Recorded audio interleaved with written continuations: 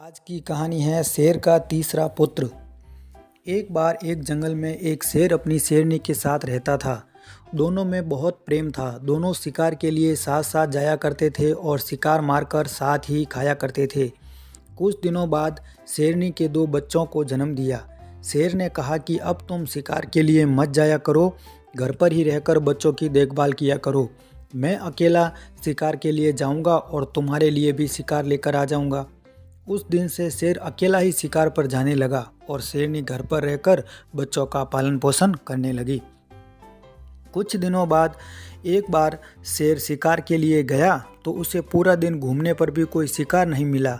वापस लौटते समय उसे एक लोमड़ी का छोटा सा बच्चा घूमता हुआ दिखाई दिया।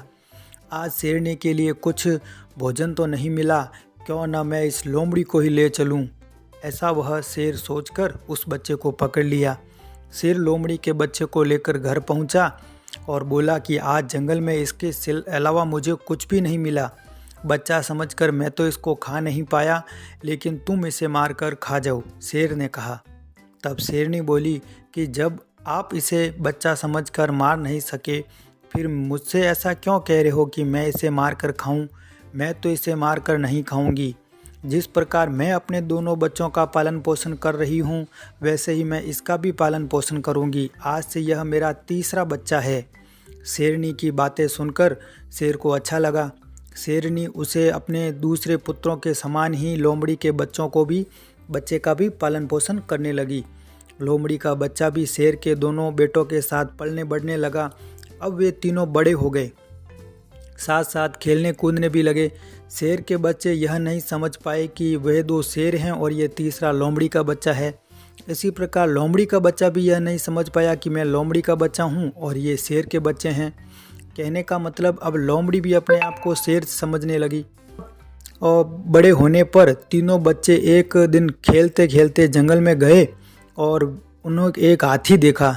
शेर के दोनों बच्चे तो हाथी के पीछे लग गए, पर लोमड़ी का बच्चा उस हाथी को देखकर डर गया और अपने भाइयों को भी बोला कि अरे उसके पीछे मत जाओ, वह हाथी है, तुम्हें कुचल देगा। पर शेर के बच्चों ने लोमड़ी की बातें नहीं मानी और वे हाथी को मारने के लिए उसके पीछे लग गए और लोमड़ी का बच्चा डरकर अपनी माँ के पास आ गया। कुछ देर बाद शेर के बच्चे दोनों वापस आए और अपनी माँ से बोले कि माँ, ये देखो ये कितना डरपोक है। जंगल में हमें एक हाथी मिला, हम दोनों उसके पीछे लगे, लेकिन यह तीसरा भाई डरकर घर आ गया। अब लोमड़ी के बच्चे को गुस्सा आ गया। बोला कि तुम दोनों अपने आप को वीर बताते हो, हिम्मत है तो आ जाओ, तुम दोनों को ज़मीन पर गिरा दूंगा। शेरनी ने लोमड़ी के बच्चे को समझाते हुए कहा कि तुम्हें अपने भाइयों के लिए ऐसी बातें नहीं बोलनी चाहिए। वे मुझसे तुम्हारी शिकायत नहीं बल्कि सच बता रहे हैं। और क्या तुम हाथी को देखकर डरे नहीं थे? तो शेरनी की बात सुनकर लोमड़ी के बच्चे को बिल्कुल भी अच्छी नहीं लगा और वो और ज़्यादा गुस्से में बोला कि मैं हाथी को देखकर डर गया, इसका मतलब आपका कहना है कि मैं डरपोक हूँ और ये दोनों बहादुर है, मैं अकेला उन दोनों को ज़मीन पर गिरा सकता हूँ। तब शेरनी बोली, देखो बेटा, बहुत बढ़ चढ़कर बातें तो मत करो, अच्छा नहीं लगता। यह तो सच है कि तुम्हारे वंश के लोग हाथी को देखकर डर जाया करते हैं। शेरनी की बातें सुनकर लोमड़ी के बच्चे ने आश्चर्य से अपने शेरनी को देखा और कहा कि आप क्या कह रहे हो? आप कैसा वंश बता रही हो? क्या मेरा वंश और इन दोनों का वंश अलग अलग है? आप मुझे सच बात बताओ। तब शेरनी ने लोमड़ी के बच्चे को अलग लेकर गई और उसे समझाते हुए बोली कि देखो, तुम्हारा जन्म लोमड़ी के वंश में हुआ था और इन दोनों का जन्म शेर के वंश में हुआ है।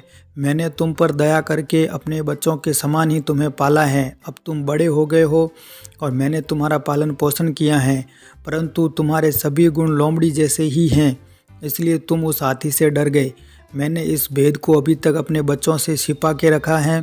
जब उन्हें यह बात मालूम हो जाएगी तो वे तुम्हें लोमड़ी के बच्चा समझकर तुम्हें मारकर खा जाएंगे। इसलिए अच्छा है कि भेद प्रकट होने से पहले ही तुम यहाँ से भाग जाओ। शेरनी की बात सुनकर लोमड़ी का बच्चा डर गया और वह वहाँ से भाग गया। अगर कहानी अच्छी लगी हो तो चैनल को सब्सक्राइब करो। धन्यवाद।